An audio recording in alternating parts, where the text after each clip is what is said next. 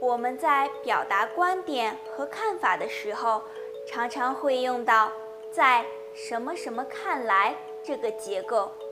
一起来看视频吧。晨晨，你弟弟是不是马上就要高中毕业了？他打算考哪个大学？他都不打算上大学了。这几年他拍短视频有了不少粉丝，所以想学那些网红，通过直播卖东西来赚钱。怎么会这样？你爸爸妈妈怎么看？在我爸妈看来，这完全不是一份正式的工作。可是，在像我弟弟一样的年轻人看来，网络直播带货是一种新兴职业。那你觉得谁的想法有道理呢？在我看来，直播带货的确是一种新兴职业，但是现在直播卖东西的人太多了，想要卖得好、卖得久，不是一件容易的事。你说的没错，而且在我看来，一个人是没办法做好直播的，背后都需要一个专业的团队。你说的对，但是在我弟弟看来，直播带货就是动动嘴卖卖东西，他把这份工作想得太简单了。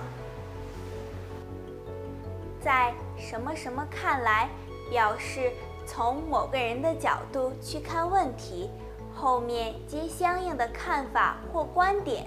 比如，在我爸妈看来，这完全不是一份正式的工作。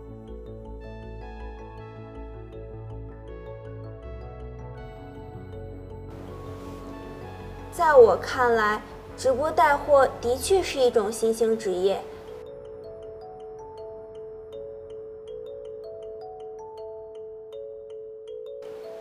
你说的对，但是在我弟弟看来，直播带货就是动动嘴卖卖东西。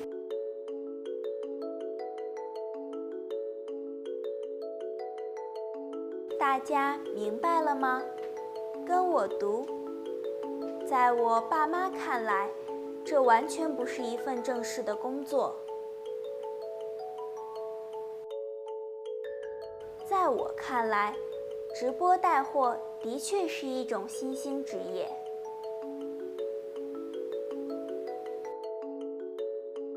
在我弟弟看来，直播带货就是动动嘴卖卖东西。